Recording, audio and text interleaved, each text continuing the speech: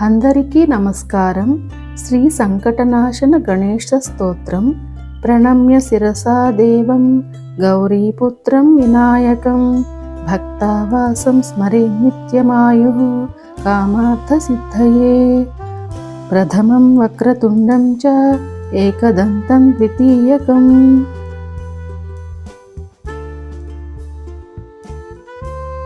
తృతీయం కృష్ణపింగాక్షం గజవక్త్రం చతుర్థకం లంబోదరం పంచమం చ షష్ఠం వికటమేవ చ. సప్తమం విఘ్నరాజం చ ధూమ్రవర్ణం తదాష్టమం.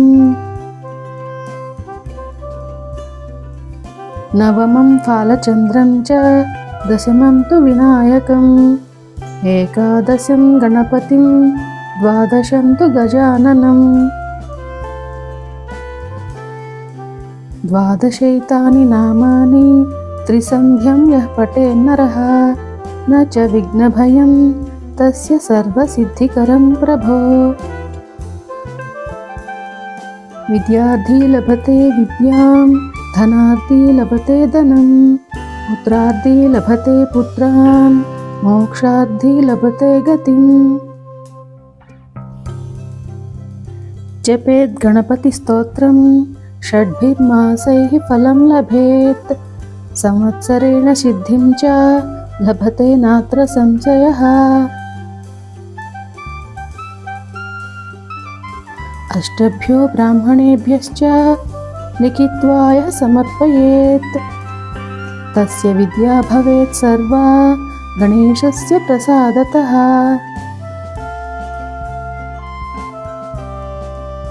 ఇప్పుడు మనం శ్రీ సంకటనాశన గణేశ స్తోత్రం యొక్క అర్థాన్ని తెలుసుకుందాము. మొదటి 4 శ్లోకాలు వినాయకుడి 12 పేర్లను అంటే వక్రతుండ, ఏకదంత, కృష్ణపింగాక్ష, గజవక్త్ర, లంబోదర, వికట, విఘ్నరాజ, ధూమ్రవర్ణ, ఫాలచంద్ర, వినాయక, గణపతి, గజానన అనే 12 పేర్లను స్మరిస్తాయి. ఇకపోతే 5వ శ్లోకం యొక్క అర్థం. ఈ 12 నామాలను 3 సంధ్య వేళల్లో అంటే ఉదయం, మధ్యాహ్నం, సాయంత్రం పఠించే వారికి ఎటువంటి విఘ్నాలు ఎదురవ్వవు అని అర్థం. ఇంకా 6వ శ్లోకం యొక్క అర్థం చదువుకునే వారికి విద్య, ధనం కోరుకునే వారికి ధనం, సంతానం కోరుకునే వారికి సంతానం, మోక్షం కోరుకునే వారికి ముక్తి లభిస్తాయి అని అర్థం. ఇకపోతే 7, 8 శ్లోకాలు 6 నెలల పాటు నిరంతరం పఠిస్తే ఫలితం కనిపిస్తుంది. ఏడాదిలోపు కోరికలు నెరవేరుతాయి. సంకటనాశన గణేశ స్తోత్రం యొక్క అర్థం తెలుసుకున్నాం కదా. ఇప్పుడు ఆ స్తోత్రం యొక్క విశిష్టత, ఎలా చేయాలి, ఏమేమి నియమాలు పాటించాలి అనేది కూడా తెలుసుకుందాము. శ్రీ వినాయక పురాణంలోని ఈ సంకటనాశన గణేశ స్తోత్రం అత్యంత శక్తివంతమైనది.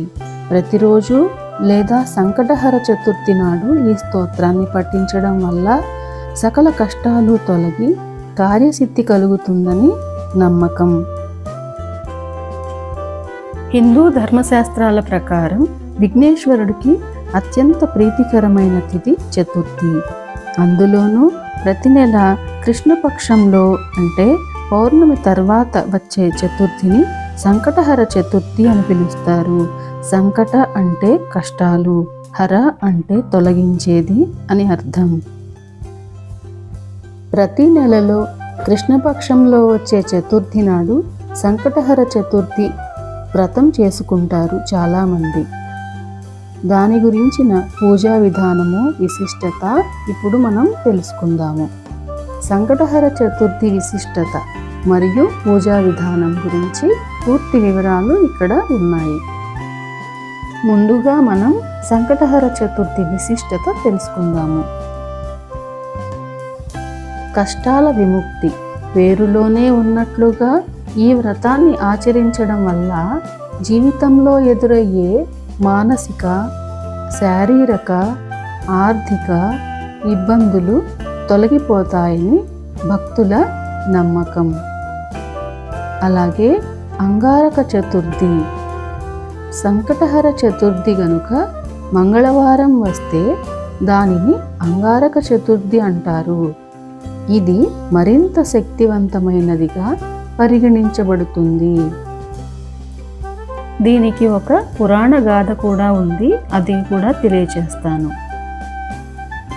పార్వతీదేవి సూచన మేరకు గణపతిని ఆరాధించి అనేక మంది తమ తమ కష్టాల నుండి గట్టెక్కారని పురాణాలు చెబుతున్నాయి. సంకటహర చతుర్థి నాడు చేసే పూజా విధానం గురించి కూడా ఇక్కడ మనం తెలుసుకోబోతున్నాము. ఈ వ్రతాన్ని అత్యంత భక్తి శ్రద్ధలతో ఎలా ఆచరించాలి? శుచిగా శుభ్రంగా ఉదయాన్నే తలస్నానం చేసి ఎరుపు రంగు వస్త్రాలు ధరించడం శ్రేష్టమైనది. అలాగే మన కష్టాలు పోవాలంటే సంకల్పం బలంగా ఉండాలి. నా కష్టాలన్నీ తొలగిపోవాలి అని మనసులో కోరుకుంటూ గణపతికి నమస్కారం చేసుకోవాలి. రోజంతా ఉపవాసం ఉండడం ఉత్తమం. ఆరోగ్యం సహకరించని వారు పళ్ళు లేదా పాలు తీసుకోవచ్చు. పూజా స్థలం ఎలా ఉండాలి? పీఠంపై గణపతిని విగ్రహ రూపంలో కానీ లేదా ఫోటోను కానీ ఉంచి ఎర్రటి పువ్వులతో, ముఖ్యంగా మందార పూలు మరియు గరికతో పూజించాలి. అలాగే వ్రతం అయిపోయిన తర్వాత శక్తి కొలది భక్తులు నైవేద్యంగా వినాయకుడికి ఇష్టమైన కుడుములు, ఉండ్రాళ్ళు, మోదకాలు లేదా బెల్లం నైవేద్యంగా సమర్పించాలి. ఈ స్తోత్ర పఠనం సంకటనాశన గణేశ స్తోత్రం, గణపతి అథర్వ శీర్షం పఠించడం వల్ల విశేష ఫలితం ఉంటుంది. చంద్ర దర్శనం ముగింపు. ఈ వ్రతానికి చంద్ర దర్శనంతో ముగించాలి. ఈ వ్రతాన్ని సాయంత్రం చంద్ర దర్శనంతో ముగించాలి. సంకటహర చతుర్థి వ్రతంలో చంద్ర దర్శనం చాలా ముఖ్యం. రాత్రి చంద్రుడు ఉదయించిన తర్వాత అర్ఘ్యం అంటే నీటిని వదలడం సమర్పించాలి. చంద్ర దర్శనం చేసుకున్న తర్వాత వినాయకుడికి హారతి ఇచ్చి ఉపవాసం విరమించాలి. సాధారణంగా చవితి రోజు చంద్రుడిని చూడకూడదు అంటారు. కానీ సంకటహర చతుర్థి నాడు చంద్రుడిని చూస్తేనే వ్రతం సంపూర్ణమవుతుంది. ఈ వ్రతం చేసుకోదలచిన వారు 4 ముఖ్యమైన విషయాలను గుర్తుపెట్టుకోవలసినది. ఆ 4 ముఖ్యమైన విషయాలు ఏమిటో వాటి వివరాలతో సహా ఇక్కడ నేను మీకు పొందుపరుస్తున్నాను. మొట్టమొదటి అంశం ముఖ్య తిథి అంటే కృష్ణపక్ష చతుర్థి. ప్రతి నెలలో వచ్చే కృష్ణపక్ష చతుర్థి. మీరు వ్రతం ఏ నెలలోనైనా మొదలు పెట్టవచ్చు. అలాగే స్వామివారికి ప్రీతికరమైన పుష్పం ఎర్రటి మందార పువ్వు, అత్యంత ముఖ్యమైనది గరిక.